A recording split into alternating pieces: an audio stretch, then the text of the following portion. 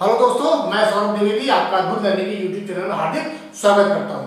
दोस्तों, हम लोग अपने पॉपुलेशन एंड अर्बनाइजेशन सेंसस 2011 के इश्यूज को लेकर आगे बढ़ रहे हैं और लास्ट वीडियो में हमने डिस्कस किया था टीके ओमान को। टीके ओमान के अकॉर्डिंग उन्होंने क्या किया है, रूरल और अर्बन में जो डिफरेंस है उसको जागृत करने की कोशिश की थी। आज हम लोग नए वीडियो की तरफ, नए टॉपिक की तरफ चल रहे हैं जो काफी सारे पॉइंट्स कवर करेगा, जैसे कि अर्ध सरकारी। जैसे मैं एक बताता हूं आपको, सपोज कीजिए जो हमारा एक समावेशी विकास है, समावेशी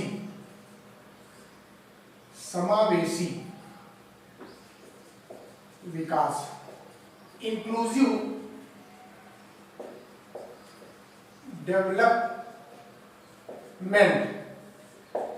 इंक्लूसिव डेवलपमेंट का जो भी हम जब डिस्कशन करते हैं तो उसमें हम ये पाते हैं कि इस विशेष कार्यक्रम में, इंक्लूसिव डेवलपमेंट के प्रोग्राम में,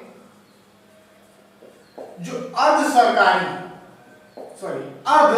जो हमारे आधे अर्ध शहरी क्षेत्र होते हैं, अर्ध शहरी क्षेत्र को शामिल नहीं किया जाता है। ठीक है, आप यहां पर ध्यान दीजिएगा, प्रश्न पूछा जा सकता है कि क्या इंक्लूसिव डेवलपमेंट का जो मॉडल होता है, प्रोग्राम होता है समावेशी विकास का, उसमें क्या अर्ध शहरी शहर शामिल होते हैं? तो उसमें ध्यान रखिए, अर्ध शहरी शहर को नहीं शामिल किया जाता है। इसके बाद एक और पॉइंट आता है इसमें, 1931 से 1961 के बीच का जो समय था, भारत में मध्यम नगरीकरण की अवस्था से विशेषित किया जाता है। क्या है? भारत में मध्यम नगरीकरण की अवस्था से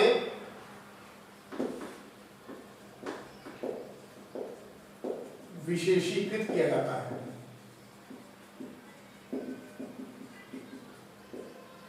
ठीक है, जो 1931 से 61 का है पीरियड, उसे हम लोग मध्यम नगरीकरण की अवस्था से विशेषीकृत करते हैं।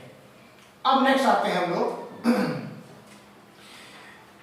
यहां पर जो मैं पॉइंट अभी कवर करने जा रहा हूं, ये हम लोग इसमें वर्ड जो आपका ऑर्गेनाइजेशन है वर्ड का, अब हम लोग क्या करेंगे, कंबाइन लेकर चलेंगे। ठीक है, वर्ड ऑर्गेनाइजेशन को भी कंबाइन लेकर चलेंगे। और हमारा पहला पॉइंट है, अगर हम ऑर्गेनाइजेशन की बात करें, सार्क देशों की, सार्क कंट्रीज की, तो इसमें कौन कौन से देश आते हैं? देखिए, पहला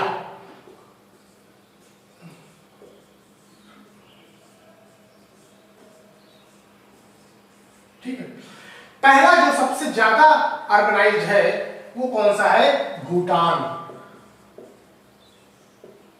ठीक, भूटान 40.9% से ऑर्गेनाइज्ड है। नेक्स्ट जो आता है हमारा मालदीव्स, फिर पाकिस्तान, फिर बांग्लादेश, फिर भारत। भारत जो है सार्क देशों में 5वें नंबर पर आता है। ठीक, फिर है अफगानिस्तान,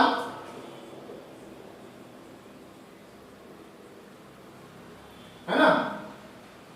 नेक्स्ट है हमारा नेपाल, और लास्ट है हमारा श्रीलंका। ठीक है, अब भूटान जो है सबसे अधिक, सर्वाधिक 40.9% के ग्रोथ जो है अर्बनाइजेशन का है। फिर 39.8 की ग्रोथ जो है वो मालदीव्स में है। पाकिस्तान में 36.7 है, वहीं पर बांग्लादेश में 36.6 है। ठीक, भारत की अगर बात करें तो वो इस समय 31.16 से 34% के बीच में वेरी कर रहा है। आप यहां देखिएगा डेटा, जो ये डेटा है इसको आप ध्यान रखिएगा, ये 2011 के हिसाब से दिखा है यहां पर। अभी बट कितना है, 34% है करंट में 34% है। ठीक है, ये हो गया। इसके बाद 25.5% से अफगानिस्तान है,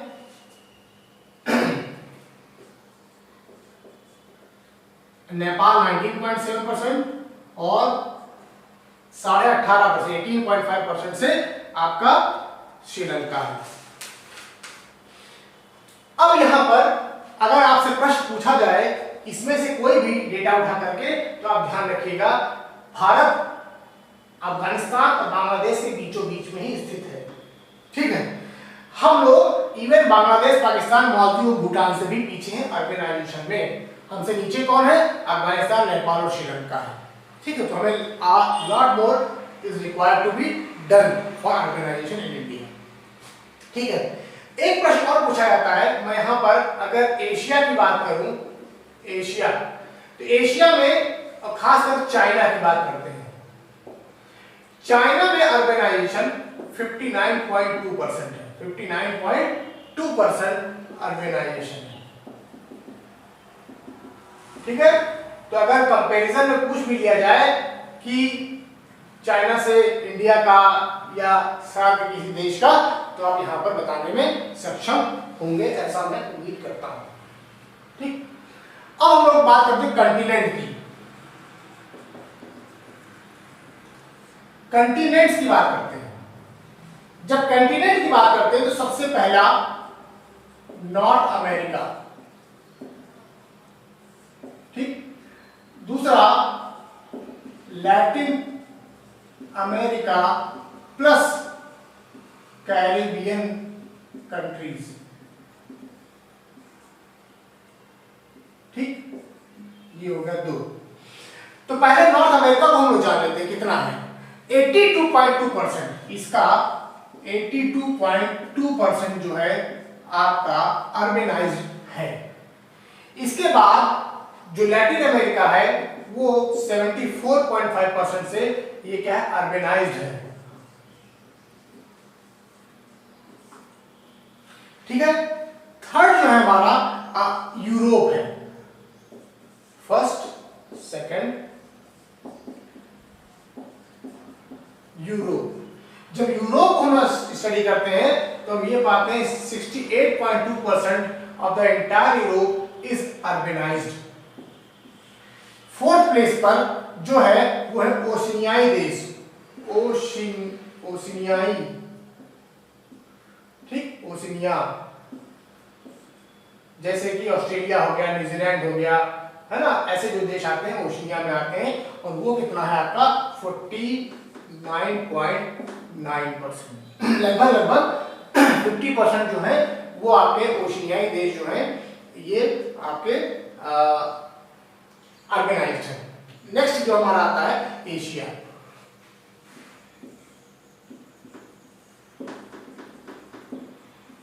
ठीक है, और एशिया जो है हमारा वो अगर हम लोग यहाँ डिस्कस करें, यहाँ पर डिस्कस करते हैं, यहाँ पर हम लोग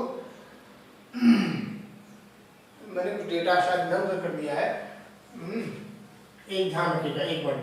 49.9% आपका ओशिनिया है, 68.2% आपका ओशिनिया है, यूरोप जो है 74.5% है, और जो लैटिन अमेरिका था वो 80.7% है। ठीक है, थोड़ा करेक्ट कर लीजिएगा।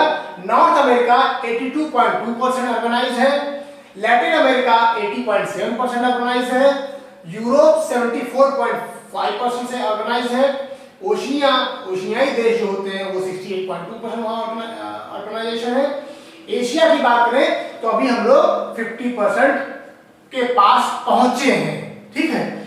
इसके बाद लास्ट जो हमारा आता है वो है अफ्रीका।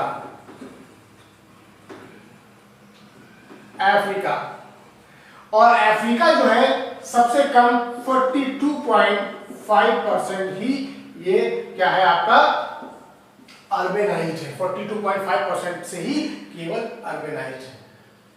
सबसे तेजी से, अगर ये एक प्रश्न इसमें पूछा जाए, सबसे तेजी से कौन सा इसमें से कंटिनेंट या वो तेजी से बढ़ रहा है, तो यहां आप ध्यान रखिएगा 1.26% की दर से एशिया, 1.6% की दर से एशिया यहां पर ग्रो कर रहा है। हाईएस्ट 1.26% की ग्रोथ से एशिया ग्रो कर रहा है। चलिए नेक्स्ट।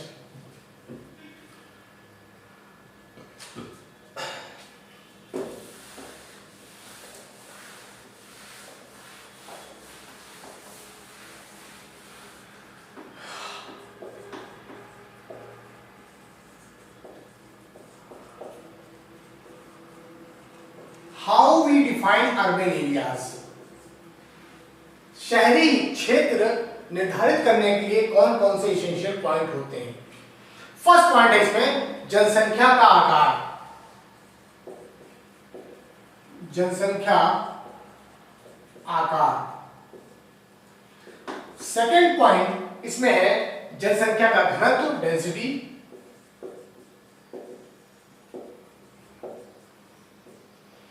और थर्ड पॉइंट क्या है इंपॉर्टेंट, व्यवसायिक संरचना।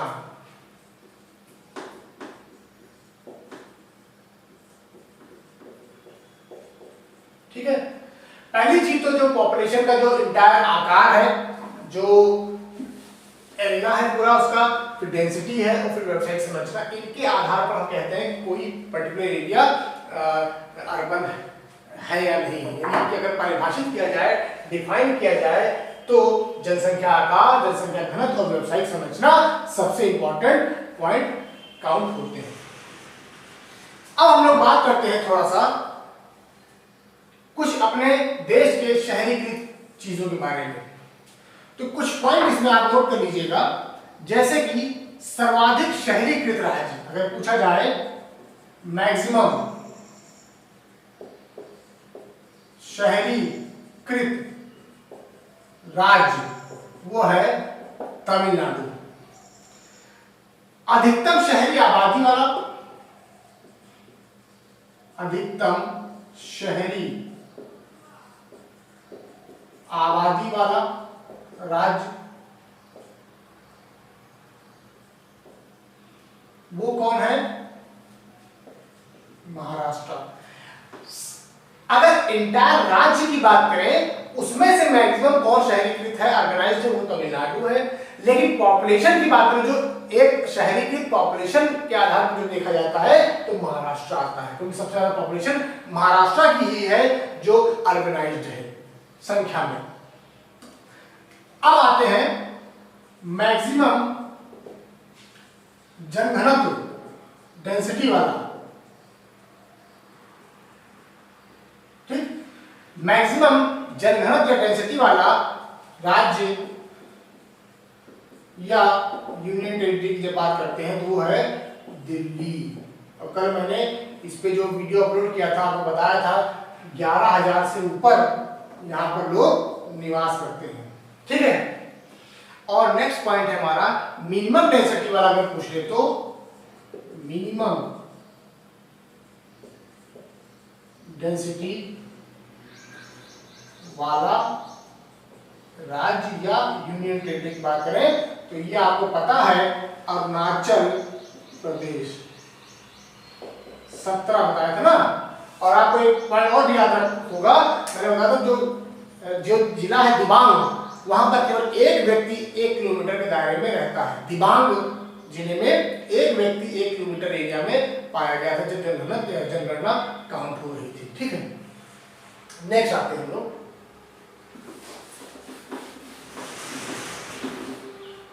नेक्स्ट पॉइंट हमारा है भारत में जो नगरीय व्यवस्था है, जो अर्बनाइज्ड सिस्टम जो डेवलप किया गया है, उसको क्या किया गया, जो नगरीय केंद्र सेंटर बनाए गए हैं, अर्बन सेंटर्स इन इंडिया, कितने हैं अर्बन सेंटर? भारत में अर्बन सेंटर 6 हैं। भारत इंडिया में urban centers are 6 in numbers. Fine. Next point हमारा है जो अर्बन इंडिया का जो एक्सटेंशन है, अर्बन भारत जो ये क्या प्रोवाइड करता है, क्या प्रोवाइड करता है, या दूसरा प्लेटफॉर्म देता है? कौन सा प्लेटफॉर्म देता है, कैसा प्लेटफॉर्म देता है अर्बन भारत? जब भारत आपका अर्बनाइज हो जाएगा तो ये क्या करेगा, औद्योगिक विकास को बढ़ाएगा, इंडस्ट्रियल डेवलपमेंट को इंक्रीज करेगा। ठीक है, पहला पॉइंट। दूसरा पॉइंट क्या करेगा, ये आधुनिक सेवा क्षेत्र को विकास देगा, जो मॉडर्न सर्विस सेक्टर को डेवलप करेगा।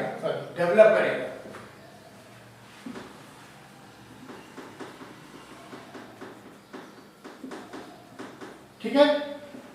और थर्ड पॉइंट क्या करेगा, थर्ड जो अर्बनाइज अगर इंडिया हो जाता है तो जो डिफरेंट आय के सोर्स है, डिफरेंट इनकम सोर्स को डेवलप करेगा।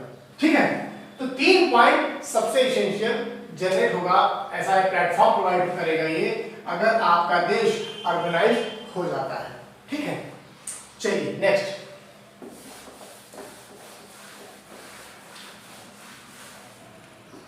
नेक्स्ट पॉइंट हमारा है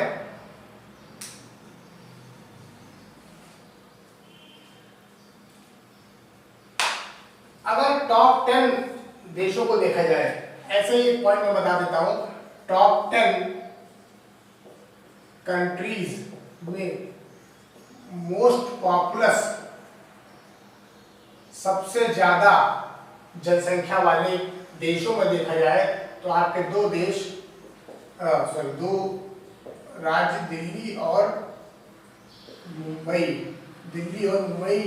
2 शहरों को इसमें शामिल किया जाता है, दिल्ली और मुंबई को भी शामिल 10 टॉप मोस्ट पॉपुलस सिटीज में शामिल किया जाता है।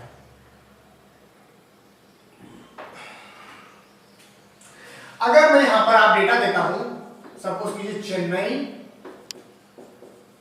कोलकाता, दिल्ली, मुंबई, बेंगलुरु, सबसे ज्यादा मैक्सिमम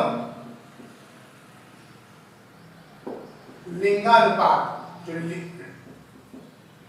जेंडर इनइक्वालिटी है, लिंगानुपात सबसे ज्यादा मैक्सिमम लिंगानुपात कहाँ है, वो है तमिलनाडु में। सबसे ज्यादा, सॉरी, चेन्नई में है, चेन्नई में। ठीक है, ऐसा महानगर है चेन्नई जहां कंपेयर करेंगे हम चारों, और इवन बेंगलुरु को भी मिला लें मल्टीपॉलिटन सिटी को, तो उसमें हम पाते हैं चेन्नई में ही सबसे ज्यादा लिंगानुपात है, और ये कितना है, 985 का। समझे, 985 का लिंगानुपात आपके इन चारों में से चेन्नई में सर्वाधिक महानगरों में पाया जाता है। याद रखिएगा इसको, इंपॉर्टेंट है। नेक्स्ट हमारा टोटल 2011 में जनगणना शहरों की संख्या, जनगणना शहरों की संख्या कितनी थी भाई? वो तो आपको याद होगा 640 जिले थे, टोटल 640 जिले थे, जिसमें 45-47 जिले बढ़े थे 2001 के कंपैरिजन में, है ना। इस बार 2011 में 640 जिले थे, जिसमें 47 की बढ़ोतरी हुई थी 2001 के कंपैरिजन में। लेकिन मैं यहाँ पूछ रहा हूँ 2011 में जनगणना शहरों की, टोटल शहर कितने, सिटीज कितनी थी इसके अंदर? तो आप जान लीजिए 3892, ठीक है, 3892 शहर।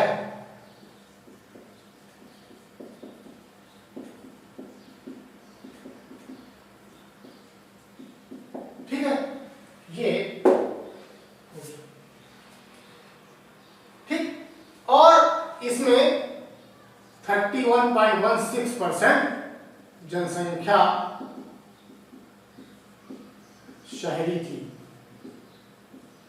ठीक है, शहरी।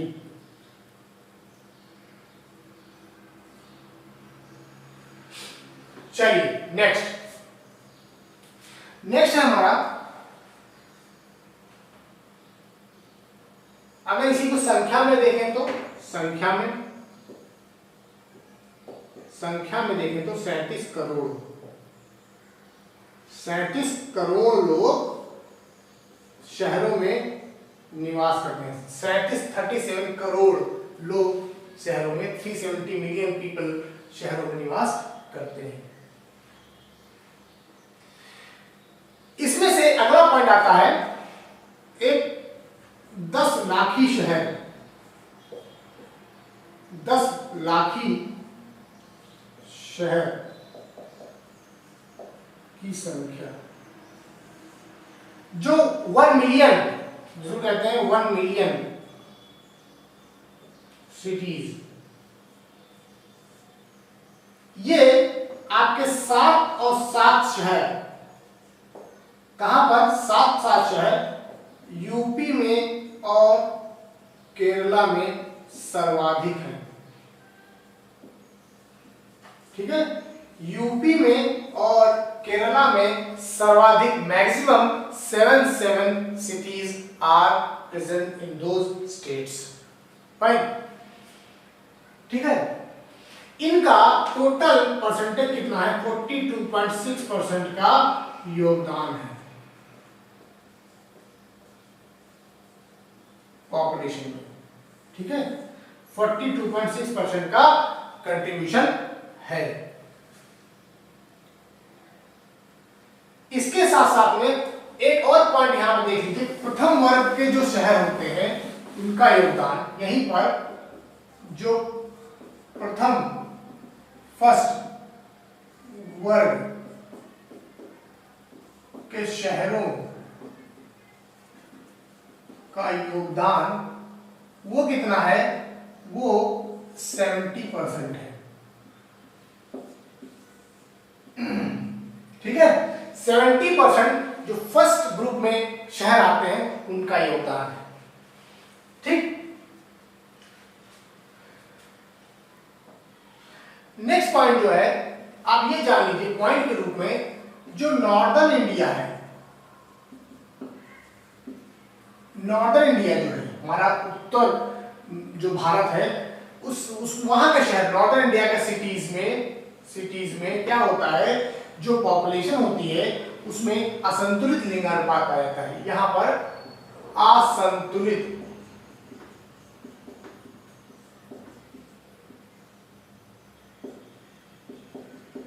लिंगानुपात पाया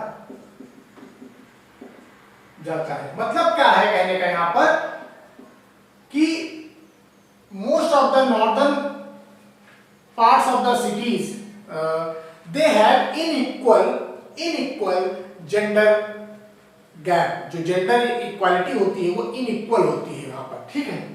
नेक्स्ट पॉइंट इस पर हम जानने की कोशिश करते हैं कि जो पश्चिमी शहर है, वहां पर पश्चिमी शहरों के जो केंद्रीकरण जो है वेस्टर्न पश्चिमी शहरों में केंद्रीकरण है, वहीं पर जो ईस्टर्न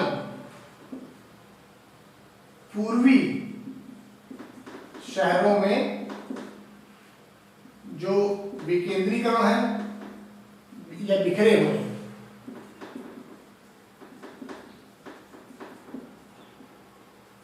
ठीक है, बिखरे हुए पाए जाते हैं। पश्चिमी, जो भारत का जो पश्चिमी हिस्सा है,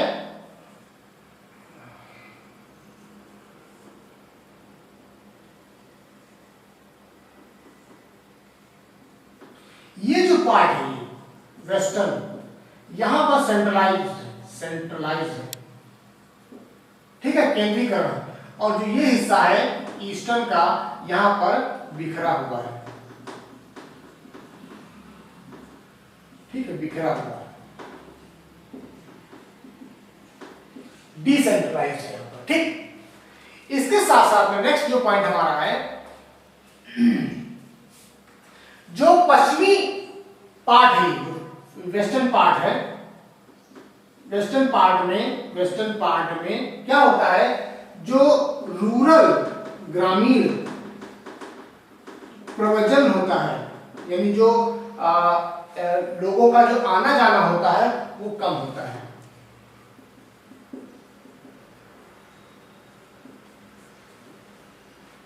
यानी कि वेस्टर्न जो पार्ट के शहर हैं, सिटीज हैं, वहां पर देखा गया है कि उस क्षेत्र के जो ग्रामीण जनता होती है वो शहरों में आना कम पसंद करती है कंपेयर टू दी नॉर्थर्न या ईस्टर्न पार्ट के।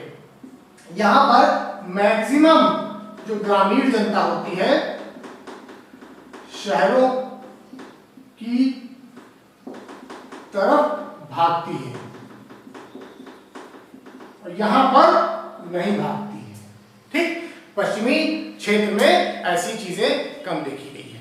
ठीक है, तो ये हो गए हमारे अभी तक के पॉइंट, बाकी चीजें हम नेक्स्ट वीडियो में देखेंगे। Thank you.